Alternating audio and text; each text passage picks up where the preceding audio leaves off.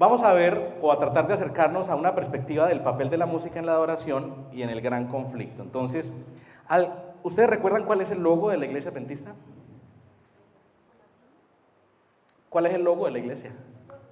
Los tres ángeles. El mensaje más importante de todos los mensajes que profesa nuestra iglesia. Y ese mensaje está en Apocalipsis 14. Y ahí aparece 3 veces esta palabra. ¿Lo leemos todos? Vamos pues a leerlo.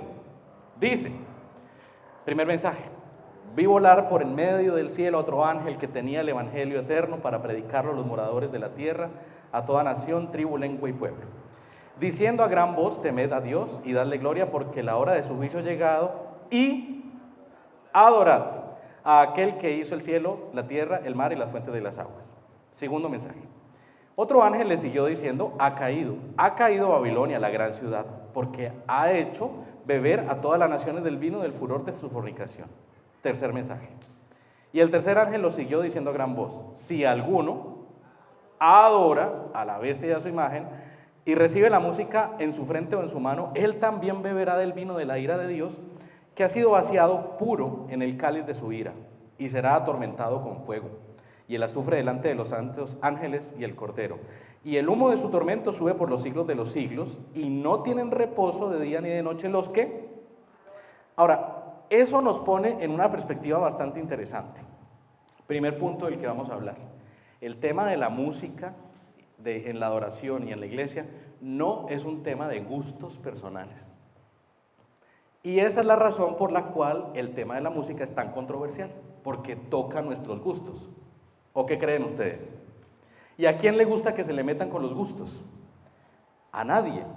Pero no, desde este punto de vista, la discusión de la música y la adoración no es un tema de gustos. ¿Es un tema de qué? De vida eterna. El gran conflicto en el que ustedes y yo estamos inmersos en este momento tiene que ver con una sola cosa. ¿Con qué? Con adoración. Adoración de la manera correcta, adoración al Dios verdadero, y nosotros estamos en la mitad de eso. Eso nos tiene que dar una perspectiva bastante importante, que no tiene que ver con lo que a mí me gusta, tiene que ver con lo que le agrada a quién. A Dios. Primer punto. En ese sentido, nosotros, pues nuestro punto de partida siempre será la Biblia, y obviamente apoyados en las ampliaciones que hace el Espíritu de Profecía acerca de los distintos momentos que han habido en la historia de la redención en relación a la adoración correcta o incorrecta. Hay un texto en la Biblia que dice 1 Corintios 10:11. A ver, ¿quién me está diciendo 1 Corintios que las cosas que sucedieron nos sirvan a nosotros de ejemplo, porque también nos van a pasar a nosotros en el futuro? Es un punto de partida que nos está diciendo: miren hacia atrás, ¿qué fue lo que pasó? Porque eso mismo les va a pasar a ustedes. Y es lo mismo que está pasando hoy de una manera distinta. Vamos a citar 3 ejemplos. El primer ejemplo, pues lo mencionó hace un momento el pastor Heisberg. La idolatría al lado del monte Sinaí. Todos conocemos la historia. Vamos a leer lo que dice el Espíritu de Profecía en relación a ese suceso, que está en Éxodo 32. Miren.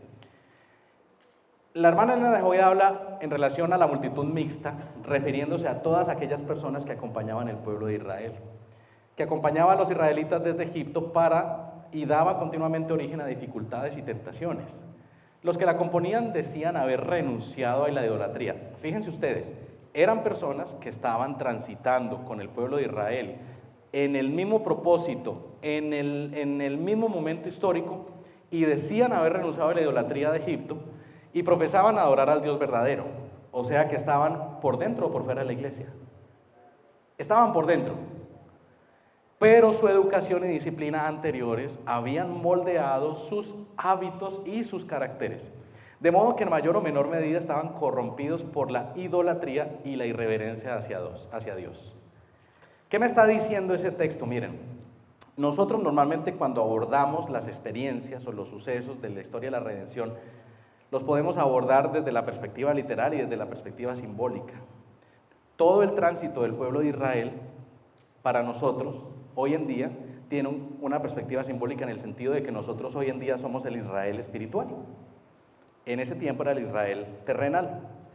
Y en ese sentido, Egipto, la vida antigua de los israelitas, era lo que representaba la idolatría de esa época, que hoy en día nosotros, ¿qué representaría Egipto para nosotros hoy, en el siglo XXI? Nuestra vida pasada. O sea, el mundo o la mundanalidad sería nuestro Egipto, hoy en día. Y la Biblia me está diciendo, miren, fíjense lo que pasó allá en el pasado porque va a pasar en este tiempo. Y en este tiempo está sucediendo que hay personas dentro de nuestra congregación que, a pesar que declaran que adoran al Dios verdadero, los hábitos y caracteres han sido corrompidos por la idolatría y la irreverencia. Ahora, tendríamos que entrar a definir idolatría y tendríamos que entrar a definir irreverencia. Nos daría para muchísimo, pero lo que queremos establecer es que lo que nos sucedió en esa época nos sucede hoy en día. El suceso es que, lo dijo el pastor Heisberg, va bajando Moisés y encuentra que han construido pues el becerro de oro y estaban adorando a sus dioses, dice la palabra, ¿no es cierto? Y adorando necesariamente implica que tenía que haber algún ejercicio musical, seguramente un ejercicio musical con idolatría y con irreverencia. Primer suceso que nos sirve de referencia. Segundo suceso, cuando se acercan a la tierra nueva, Canaán, y se encuentran en la escena de Balaán. ¿Se acuerdan de Balaán y la burra? ¿Sí se acuerdan, no? La historia, la conocen. Esa historia es la que mayormente llama la atención, pero esta no la abordamos con mucha frecuencia, y es qué pasó con las personas que enviaron a conocer. Miren, la Biblia en el Éxodo 32 dice: moraba Israel en Sittim y el pueblo empezó a fornicar con las hijas de Moab, las cuales invitaban al pueblo a los sacrificios de sus dioses, y el pueblo comió y se inclinó a sus dioses. Así acudió el pueblo de Baal Peor, el furor de Jehová, y se encendió contra Israel. Y Patriarcas y Profetas amplía ese suceso diciéndonos lo siguiente, miren: por consejo de Balaam, el rey Moab decidió celebrar una gran fiesta en honor a sus dioses, y secretamente se concertó que Balaam indujera a los israelitas a asistir. Ellos a Balaam, como le consideraban un profeta, no le fue difícil alcanzar su fin. Gran parte del pueblo se reunió con él para asistir a las festividades. Se aventuraron a pisar terreno prohibido y se enredaron en los lazos de Satanás. Y miren lo que dice el Espíritu Profecía. ¿Qué dice ahí? Hechizados por la música y el baile y seducidos por la hermosura de las beldades paganas, desecharon su lealtad a Jehová. Una escena más en la que la música tiene un factor predominante. En este caso, utilizaron la música para engañar y atraer a personas del pueblo de Israel que cayeron en el pecado de la idolatría. Tercera escena, un poco más contemporánea, que está en Mensajes Selectos, porque el Espíritu de Profecía y la hermana de Joy habla de muchos aspectos y cita muchos aspectos. En un momento de su tránsito, al interior de la iglesia naciente estaba surgiendo un movimiento que hablaba de una teoría o una doctrina que se llamaba la carne santificada. ¿Han escuchado hablar de eso? Bueno, y en ese contexto se estaban haciendo unas predicaciones y unos congresos. Ella estaba preocupadísima, incluso hasta la misma Asociación General mandó unas personas a investigar, y esto fue lo que encontraron. Los relatos de testigos oculares informan que estos fanáticos, los que estaban promoviendo esa doctrina, provocaban en sus servicios un grado elevado de excitación utilizando instrumentos musicales. Abro un paréntesis, aquí el problema no es el instrumento, para nada, en absoluto, sino la manera en la que lo utilizaban, como órganos, flautas, violines, tamboriles, trompas y hasta un gran bombo. Como buscaban una manifestación de orden físico, es decir, que la música la tenían orientada a estimular los sentidos físicos, gritaban, oraban y cantaban hasta que alguno de la congregación caía postrado o inconsciente. Eso estaba sucediendo en la iglesia adventista naciente. Ahora pregunto, ¿ustedes han visto escenas en algunas congregaciones, no hablo de las adventistas, donde el pastor como que les pone la mano en la frente y caen desmayados? ¿Han visto eso en algunas congregaciones? ¿Sí? Pues fíjense que eso estaba sucediendo en esa época, en el interior de nuestra iglesia. 3 casos, 3 situaciones en los que la música mal utilizada estaba llevando o al pueblo de Israel o al Israel espiritual, que es nuestro caso, a la idolatría y a la irreverencia. Ahora, digamos que hablamos de cosas que sucedieron en la Biblia, que están expresadas en el Espíritu de Profecía, y queremos hacer un acercamiento a esos aspectos para responder la pregunta. ¿Cuál era la primera pregunta? La que daba el origen a la charla. ¿La música que estamos utilizando ¿Nos conecta con el cielo o nos evoca al mundo? Era la pregunta, ¿sí o no? Y pues para eso tenemos que hacer un recorrido en la historia de la música. Lo decía hace un momento el profe Ever, yo aquí coordino el programa de la licenciatura, pero también soy profesor de historia de la música. Y mi oficio en la música es dirigir. Yo soy director de orquesta sinfónica, de banda, así que tengo que hacer muchos estilos musicales y tengo que dirigir muchísimas cosas. Y asimismo tengo que conocer esos estilos y géneros musicales. Entonces, desde esa perspectiva les voy a presentar el siguiente recorrido. Éntrense al Menti, por favor, y respondan la segunda pregunta. A ver, vamos a salirnos de aquí de la presentación y vamos a entrar al Menti. Listo, a ver qué respuestas nos salen. La pregunta es, ¿qué géneros, estilos o rítmicos musicales conoces? Pónganle nombre. Si quieren, escriban merengue. ¿Cuál es el género más popular de la música en Panamá? ¿El qué? El reggae. Escríbanlo. Escríbanlo ahí. ¿Cuál otro? ¿El típico?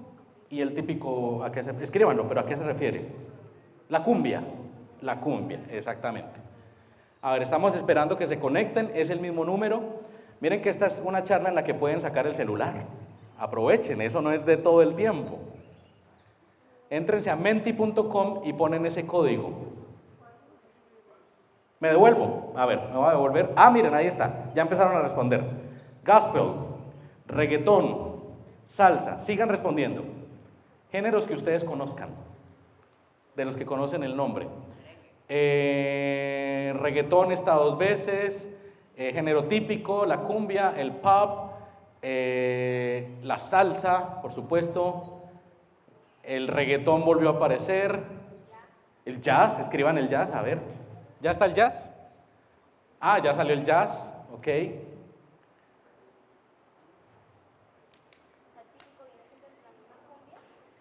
Imagino que el típico se refieren a la música folclórica propia del país, que uno de los ritmos será la cumbia, sin duda. Blues, rock, chirimía, reggae, bambuco, clásicos. ¿Cuál otro? Punk, aunque es con U, no con O. Merengue, pasillos. K-pop, uy, K-pop, sí. Últimamente está muy pegado, ¿no es cierto? ¿Cómo se llama el artista de K-pop más famoso, el grupo? ¿BTS? ¡Wow! Decimos aquí en Colombia, conoce cositas. Decimos así acá. Miren, gracias por eso. Yo les voy a presentar aquí un mapa de los géneros musicales que existen hoy en día. Miren, ¿qué les parece este? A ver, vamos a intentar a leer algunos. Los más grandotes, leamos los más grandes. Rock, urbana, jazz, blues, soundtracks, que son música de cine, electrónica, folk, pop, metal, Latin, seasonal holiday es la música como navideña, ¿sí? Latin, classical, alternative, country, rap. Vamos a leer algunos intermedios. A ver. Ambient, industrial, extreme metal, progressive rock, o sea, rock progresivo, garage, dance, contemporary blues, alternative folk. De hecho, miren, video gaming music es otro género que aparece ahí. A ver, punto para que el que encuentre donde dice sacred music.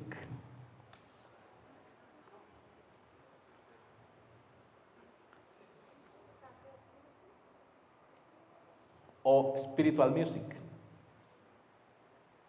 lo cual ya nos habla de la perspectiva de la música. Al lado de rock, ¿tu nombre es? Donna, ¿dónde está Ever para que me le dé un premio a Donna? ¿Qué mensaje les envía a ustedes que la música sacra o espiritual esté en una ubicación tan chiquita? ¿Cómo? Que no se usa mucho, ¿sí o no? Uno diría que no gusta mucho, ¿sí o no? Uno podría pensar eso, pero nos estrellamos contra una realidad, y es que hoy en día, todos esos géneros existen con un adjetivo, Christian y el género. Hagamos el ejercicio.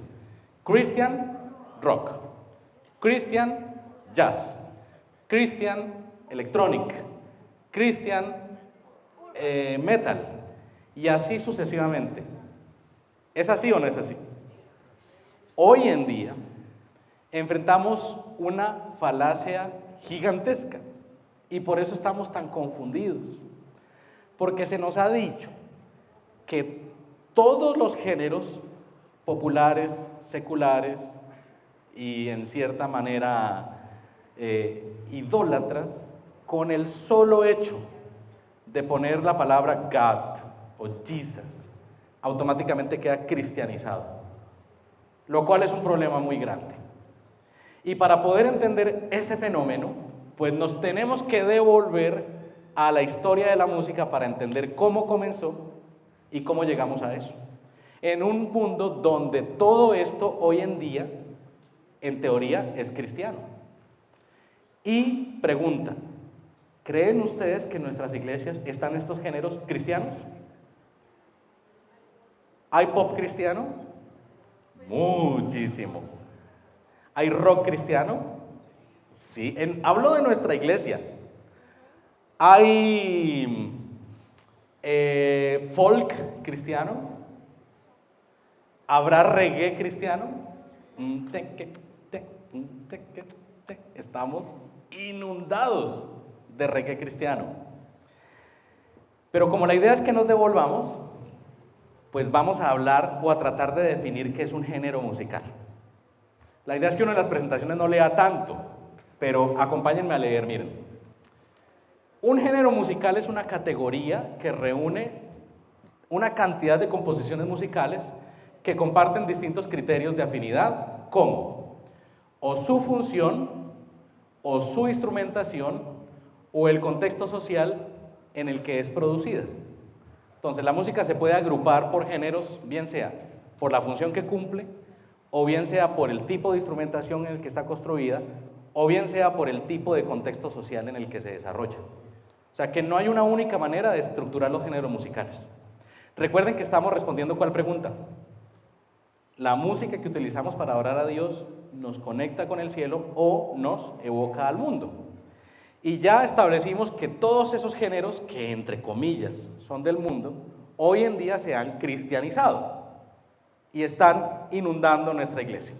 Para eso tenemos que devolvernos a mirar pues cuál es el nacimiento de los géneros y se van a enterar de unas cosas fantásticas. Mientras que las tradicionales clasificaciones académicas de los géneros musicales han atendido fundamentalmente a la función de la composición musical, las clasificaciones por géneros de la música moderna, utilizadas por la industria discográfica, han atendido a aspectos específicamente musicales. Es decir, hoy en día los géneros musicales no solo se agrupan o por su función, o por su instrumentación, o por su contexto, sino también por el estilo o la manera en la que están hechos. Por eso tenemos tantos y tan grandes. Ahora, ¿cuáles son los géneros desde el punto de vista de la función que cumplen en una sociedad? Tenemos, en primer lugar, la música sacra. Ese es un género, cumple una función. ¿Qué función? Es una música que ha sido creada, orientada directamente para una ceremonia o una liturgia religiosa, pero que busca primordialmente elevar la mente, el espíritu y el cuerpo. No. La música sacra, a lo largo de la historia de la música, en todas las culturas, ajustándolas a sus contextos y realidades folclóricas, siempre la música religiosa o sacra orienta a elevar la mente y el espíritu. Porque la música que busca activar el cuerpo es otra. Vamos a mirar cuál.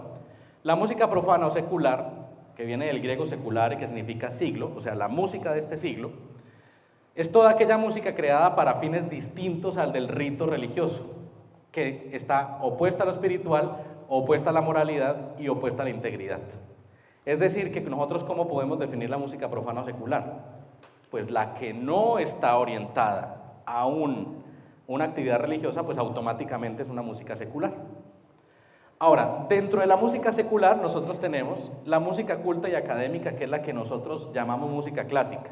Díganme nombres de compositores de la música clásica. Beethoven, Mozart, Bach, ¿cuál otro? Verdi y Richard Strauss, del que dijimos en la primera cita. Es una música estructurada desde consideraciones netamente teóricas y estéticas de larga tradición escrita. Esa es la música clásica. Es una música compleja, profunda, que tiene un ejercicio intelectual. Y digamos, en paralelo a esa música tenemos el género de la música popular o folclórica, que es una música que no se estudia académicamente, sino que está conformada por tradiciones orales y el folclore propio de la región. Es decir, que la cumbia es culta o popular. Es popular. Ahora ustedes me dicen, ¿se puede hacer una cumbia culta? Sí, se puede hacer una cumbia con orquesta sinfónica, pero su esencia nació o surgió del folclore de la música popular. ¿Vamos bien con los géneros? ¿Están entendiendo? Miremos otros géneros. La música dramática, que es toda aquella música que se encuentra ligada a obras teatrales. ¿Han escuchado hablar de la ópera? Los que cantan, ¡oh! ¿Sí o no? Pues esa es la música teatral. Luego tenemos la música de danza, que es una música que está orientada a la celebración, el disfrute y la danza, y en nuestro tiempo, pues al baile. Díganme géneros que estén orientados netamente al baile. Neta. La salsa, ¿cuál otro? El merengue, ¿cuál otro? La bachata. Ahora, yo digo, pero ¿cómo así? O sea, que hay música que está orientada a bailar y otra que no. Claro, porque si yo pongo Castillo Fuerte es nuestro Dios, ¿con Castillo Fuerte es nuestro Dios se puede bailar? Yo creo que no. Ahora, ¿puedo hacer Castillo Fuerte es nuestro Dios en estilo de merengue? Sí, podría mostrárselo, pero se me ensucian los dedos. Me daría muchísima pena con ustedes. Todo se puede fusionar, que es lo que nos está pasando en este momento. Música incidental, aquella música que acompaña una imagen, que normalmente son películas, programas de radio, videojuegos, obras teatrales, y normalmente la música incidental está ahí para acompañar una escena, es decir, la película, la escena, y por debajo, si es algo alegre, pues es una escena de un niño corriendo a abrazar a su mamá, pues suena una música incidental. Pero si es una película de terror, pues suena otra música que apoya esa escena. Tenemos la música descriptiva o cinematográfica, que en este caso ya no es para apoyar la escena, sino para describir la escena. Ese es un recorrido por los géneros musicales, pero ahora surge una pregunta. ¿Qué dice la Biblia respecto a los géneros musicales? Si es que hay algún texto que hablase de géneros musicales. Y fíjense que hay dos muy importantes. Colosenses 3, hablándole Pablo, ahí en la iglesia cristiana naciente, en el siglo número 1, de qué música tenía que emplearse para transmitir las creencias del cristianismo. Dice el texto: mantengan vividas en su memoria las enseñanzas de Cristo en toda abundancia, y enséñense y aconséjense unos a otros con toda sabiduría. Transmítanlas a otros ¿con qué? Con salmos, con himnos y cánticos espirituales elevados al Señor con corazones agradecidos. No es casual que haya dicho salmos, himnos y cánticos. No es casual, como lo vamos a poder ver en este momento. Y Efesios dice lo siguiente, a otro grupo de personas, porque anteriormente le estaba hablando a los colosenses y ahora le está hablando a los efesios. Hablando entre vosotros con salmos, himnos y cánticos espirituales, cantando y alabando al Señor en vuestros corazones. Eso adquiere sentido cuando yo analizo los géneros musicales que existían en el siglo I, porque Pablo perfectamente pudo haber dicho, alaben a Dios con el lirismo coral. Era un género que existía en esa época, ¿sabían ustedes? El lirismo coral era el arte de la poesía acompañada con la lira y dedicada a los atletas vencedores. La lira es un instrumento, ¿qué? Griego. Recuerden ustedes que allí en el siglo I, ustedes van a encontrar una amalgama entre Grecia y Roma, porque los romanos conquistaron a los griegos aproximadamente en el año 147 a.C., y adoptaron muchas de sus tradiciones y prácticamente toda su tradición musical. Pablo perfectamente pudo haber dicho: alaben a Dios con los ditirambos. Era un género y una forma musical que existía en esa época. Pero, ¿cuál era el ditirambo? El ditirambo era una musicalización de los poemas al dios Dionisio, de ritmo incesante y danzarín. Y empieza a tomar sentido, porque Pablo es el que está diciendo: de todos los géneros musicales que hay ahorita, utilicen estos tres. Y cobra más sentido cuando nosotros analizamos cuál es el origen de los tres géneros musicales.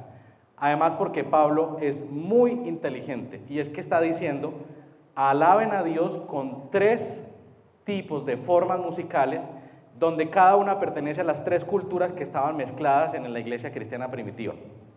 En esa época habían al menos tres civilizaciones, o al menos tres grupos poblacionales que estaban mezclados ahí. Díganme cuáles. Romanos, griegos y judíos, ¿sí? Y también musulmanes, árabes, mozárabes, en ese momento de la historia. Y es tan interesante que nosotros vemos que la música cristiana primitiva, la música sacra primitiva, dice: la salmodia, que es alaben a Dios con salmos, es de origen ¿qué? Hebreo judío. O sea, utilicen la música de la tradición hebrea judía. Pero como no todos eran hebreos y judíos, pues utilicen también la música que utilizan o que le va a ayudar a acercarse a los romanos, que es ¿cuál? La himnodia. Y cuando uno, a través de la historia de la música, estudia la himnodia, se da cuenta que, a diferencia de la tragedia, del lirismo coral, de los cantos a Dionisio, los himnos eran una forma musical que utilizaban los romanos para recibir a los héroes que venían vencedores de la batalla. Y resulta que Pablo hace el paralelo de la himnodia greco-romana, estableciendo el punto de que Jesús es el vencedor y regresa. Por eso dice: utilicen himnos, no ditirambos, no tragedia coral, no himnos a Dionisio. Entonces, esa música es tomada de la tradición grecorromana. Luego tenemos la cantilación, los cantos espirituales. Entonces, ¿qué sucede? Ahí también habían árabes, musulmanes, y ellos no utilizaban salmos, no utilizaban himnos, pero hacían cantilaciones, que eran recitaciones de versos bíblicos. Entonces, en otras palabras, lo que Pablo está diciendo es: de todas las formas musicales que hay en este momento, utilicen estas tres para que lleguen a los tres tipos de personas que hay en este momento y el mensaje sea difundido. ¿No les parece interesante? Es poderoso, es grande, es fuerte, pero está haciendo una selección y está separando formas que no se utilizan porque tienen una naturaleza y formas que se utilizan. Ese es el primer principio. Hay unas formas que desde la iglesia cristiana primitiva se abandonaron y otras que se adoptaron, que fueron la salmodia, la himnodia, la cantilación y el júbilus. Eso evolucionó en el tiempo a través de estos periodos musicales de la historia. A ver, ¿cuántos músicos hay acá? Elías, Edward, la profe Sarita, ¿quién más?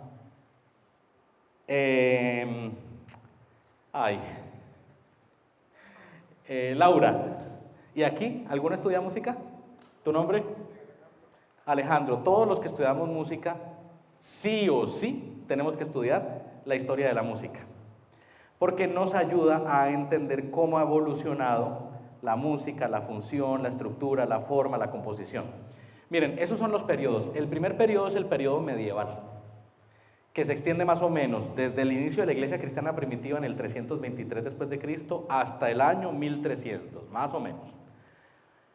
Y la iglesia católica, a través del concilio de Nicea, lo que hizo fue que cuando se estructuró la liturgia cristiana, porque esa fue la liturgia cristiana primitiva, pues adoptó esas cuatro formas musicales: salmodia, himnodia, cantilación y júbilus.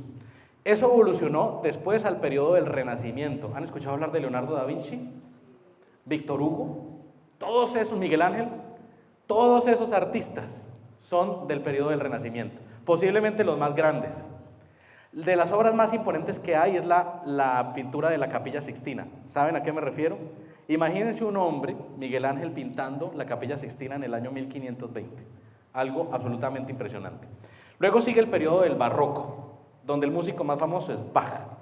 Pero ¿sabían ustedes que para la transición del Renacimiento al Barroco el punto de quiebre fue la Reforma Protestante, con Lutero y las tesis? Sin Reforma Protestante no hay periodo barroco en la historia de la música. Luego sigue el periodo clásico, Haydn, Mozart y Beethoven. Luego sigue el periodo romántico, Tchaikovsky, Verdi,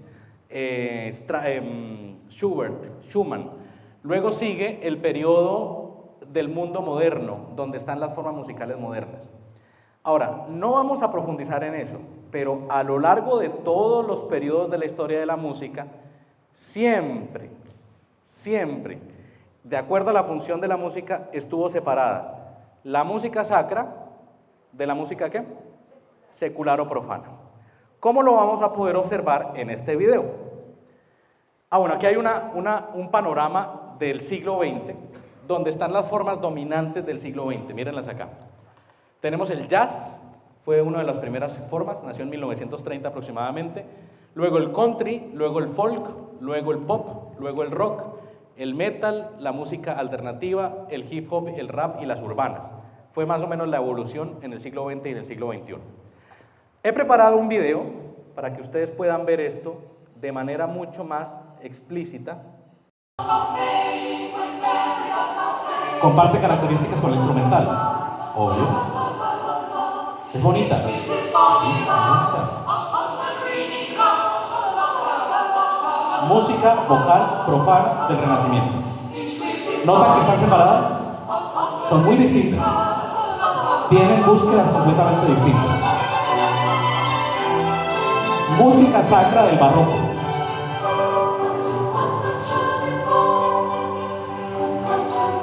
John Friedrich Händel, el Mesías. Un hijo nos es nacido. A diferencia de la del Renacimiento, esta ya tiene instrumentos musicales. ¿Lo notan? Y es un poquito más rítmica, pero sigue conservando una naturalidad. ¿Lo sienten? Nos ha nacido.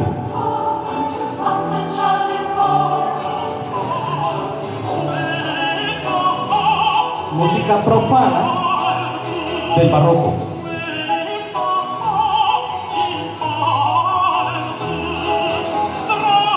Conserva similitud con la profana del Renacimiento. Sí, no es tan explícito, pero sí conserva una similitud. ¿Me ubica en una perspectiva sacra? No, porque es una música que está orientada al disfrute, no a la elevación de la mente y del espíritu.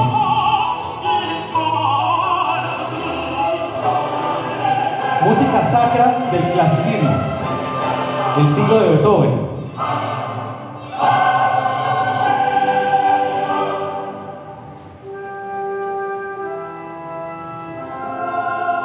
¿Conserva similitudes con la música sacra de los periodos anteriores? Sí, ya es más rítmica, ya es más histriónica, pero me ubica en una perspectiva. Ahora viene algo muy importante. Esta es la música que se cantaba en las iglesias protestantes de este siglo. Música congregacional. ¿A qué les suena?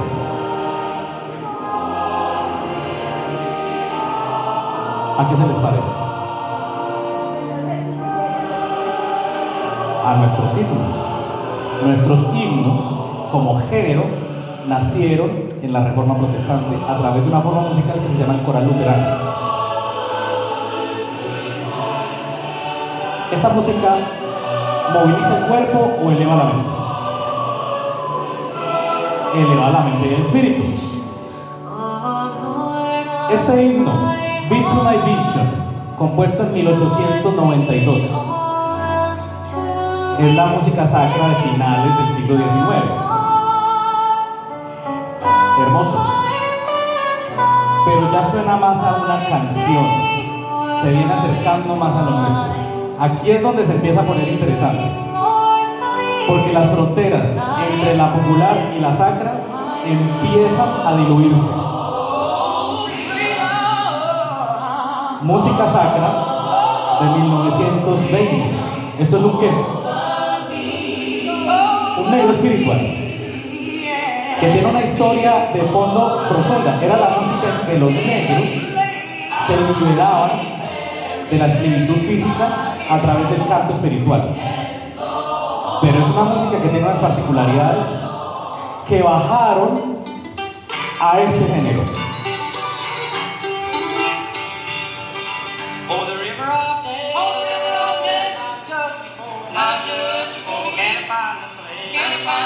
Esta música ya tiene los dos componentes. A la vez que tiene letra cristiana o religiosa, tiene ritmo popular. Eso es un folk. Y lo que permitió esa transición fue el negro espiritual. Música sacra de 1960.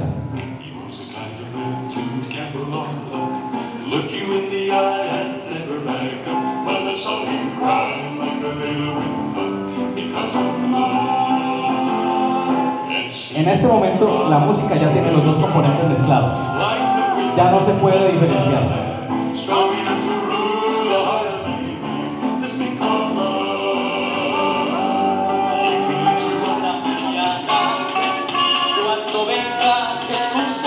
Música de los 70. ¿Lo conocen? Aquí ya está completamente fusionado. Lo sacro con lo popular. Ya está mezclado. Porque si yo quito esa letra cristiana, eso es un género musical popular.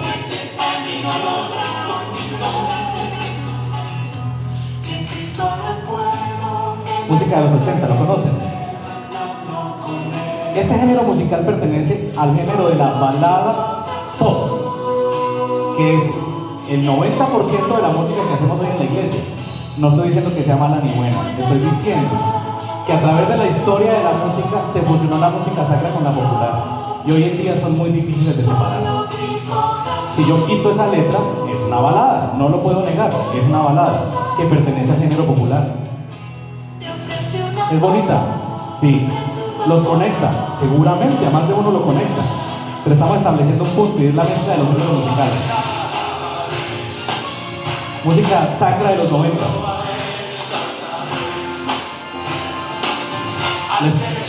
¿Les suena esa voz?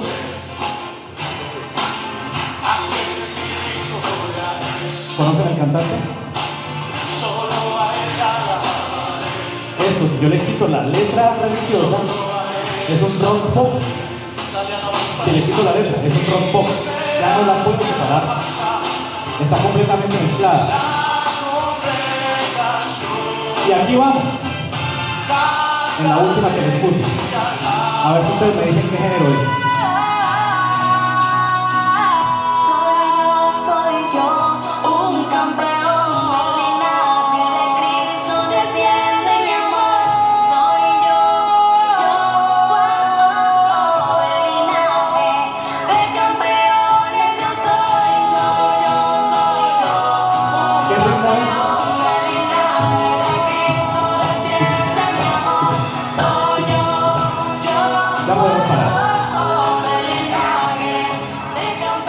Ahora, para mí es muy duro mostrarles esto, porque es el himno de un campamento adventista.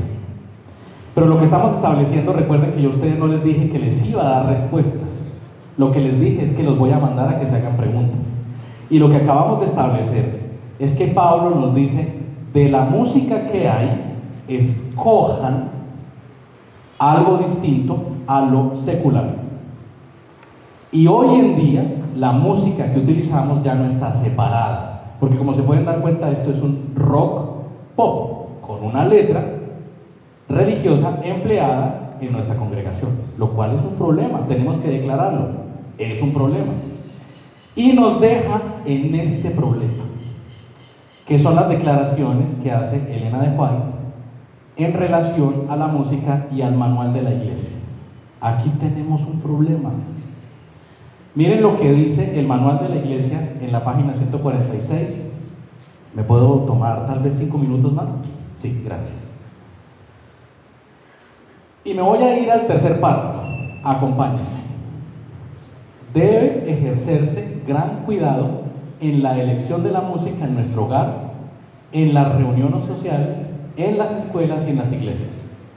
Cualquier melodía que participe de la naturaleza del jazz, del rock, o formas híbridas semejantes, o cualquier expresión del lenguaje que se refiera a sentimientos tontos y triviales serán rehuidas. ¿Lo conocían? ¿Sabían que el manual de su iglesia dice eso?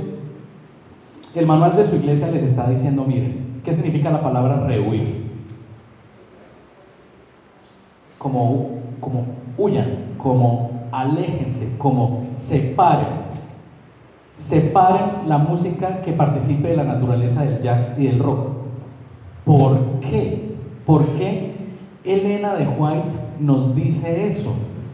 Y es que si vamos a mirar, muchos textos confirman lo que ya sabemos. Dice: me siento alarmada al notar por doquiera la frivolidad de hombres y mujeres jóvenes que profesan creer la verdad. ¿A quiénes se está refiriendo? ¿A quiénes? A jóvenes dentro de la iglesia que profesan creer la verdad, pero no parecen pensar en Dios. Su mente rebosa insensatez y su conversación de asuntos vacíos y vanos. Miren, su oído tiene agudeza para percibir la música, es decir, que son buenos en la música, que tienen capacidad para entender la música. Y Satanás, que fue el primer músico, según nos dice Ezequiel, sabe qué órganos puede excitar para animar, embargar y hechizar la mente. ¿Cómo les parece? ¿Recuerdan la primera diapositiva? Hablaba de la música, del papel de la música en el conflicto. Nosotros estamos en un conflicto entre Dios y Satanás. Y Satanás sabe qué órganos excitar para animar, embargar y hechizar la mente. Y como sabe, pues ha hecho la mejor estrategia, que es que mezclar para que usted no sepa. Yo constantemente le digo a mi esposa, mire, les presento a mi esposa. Nosotros tenemos 2 hijos. Y constantemente le digo a mi esposa, mira, va a llegar un día en las generaciones que vienen, te lo digo constantemente, ¿no?, que van a decir, cantemos el himno 141, y como no se cantan himnos en la iglesia, va a llegar una generación que diga, ¿ese cuál es? 147 en el himnario nuevo, 141 en el antiguo. Díganme cuál es. No, usted es muy viejo. 141 en el antiguo, 147 en el nuevo. Ahora, si se lo canto, si se lo sabe. A Dios sea gloria, sea el creador. Ya estamos en problemas, porque ya no nos sabemos dónde están ubicados. ¿Y por qué? Por la mezcla. Entonces, si a mí el manual de la iglesia me dice que huya del jazz, del rock y del pop, y Elena de White me dice que Satanás tiene el poder para modificar y para alterar la visión, pues, ¿qué criterio utilizo para escoger la música? Normalmente esto me toma media hora, pero lo voy a decir en 30 segundos. La música que usted debe de emplear para adorar a Dios, primero, la letra tiene que declarar las creencias de la iglesia adventista. Si es una letra a la que usted le quita la palabra Jesús y Dios y usted se la puede dedicar a su novio o a su novia, no es.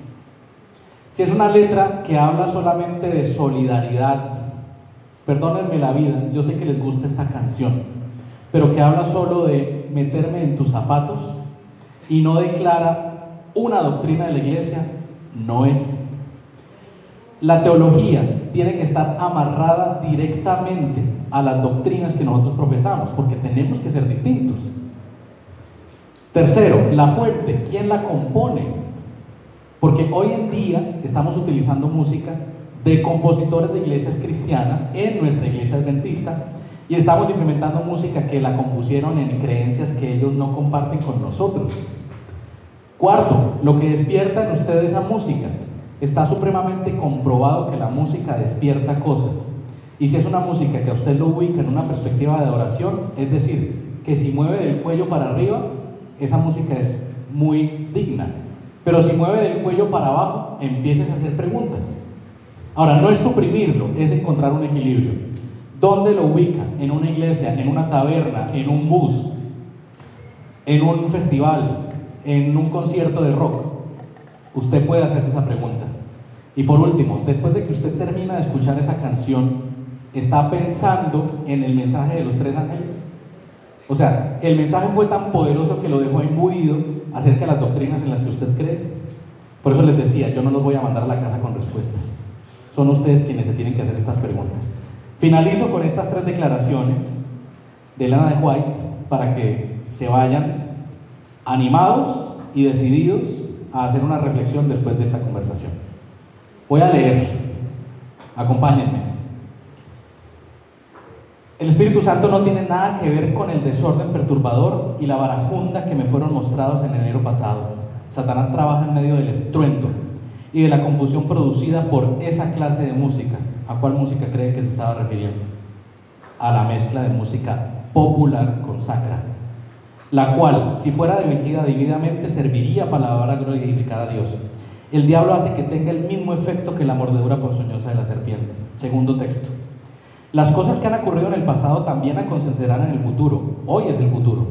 Satanás convertirá la música en una trampa debido a la forma como es dirigida. Dios exhorta a su pueblo que tiene luz ante sí en la palabra y los testimonios a que lea y considere, y luego que obedezca.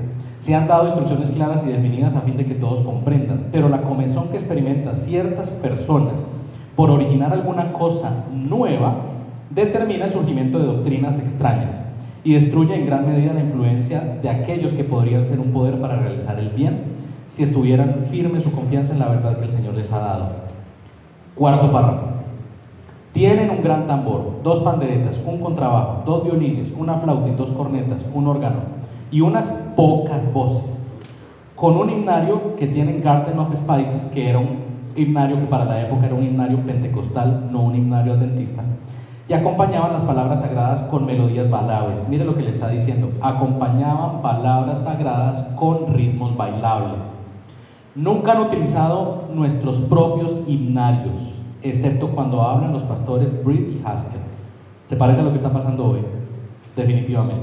Último párrafo. Asistí a la reunión campestre en septiembre de 1900 que se llevó a cabo en Muncie, donde fui testigo presencial de la excitación fanática de las actividades de estas personas. Había numerosos grupos de personas esparcidos por todo el campamento, ocupados en discusiones, y cuando estos fanáticos conducían los servicios, es decir, hacían el servicio de alabanza, en el pabellón grande, se condujeron a sí mismos a un alto grado de excitación por el uso de instrumentos musicales tales como trompetas, flautas, instrumentos de cuerda, panderetas, un órgano y un gran tambor. Gritaban y cantaban sus agitados cantos con la ayuda de instrumentos. Recuerden, el problema no es el instrumento musical. ¿Puede haber percusión en la música? Claro que sí, pero bien utilizada. Hasta que se volvieron realmente histéricos. Muchas veces, luego de estas reuniones matutinas, cuando venían a la carpa que servía de comedor, los vi temblando como si estuvieran sufriendo de parálisis. Está hablando de la influencia de la música. ¿Qué es lo que nos sucede hoy en día? La música que estamos utilizando, buena parte de la música no nos conecta con el cielo, nos evoca el mundo. Y la tarea para todos ustedes, los que están acá y los que están por allá, es que reflexionen acerca de la música que están utilizando, basados en estos principios. ¿Terminamos cantando? ¿Podemos terminar cantando? ¿Sí? Cantamos ese himno 141, 147. Fíjense en la letra, piensen en la letra. Solo vamos a cantar la primera estrofa y verán cómo una música que tiene a Dios en el centro declara la verdad presente y se conecta con estas doctrinas. Es realmente una música que va a elevar su mente y su espíritu. Pongámonos pues de pie y los voy a animar a que piensen en la letra de lo que vamos a cantar.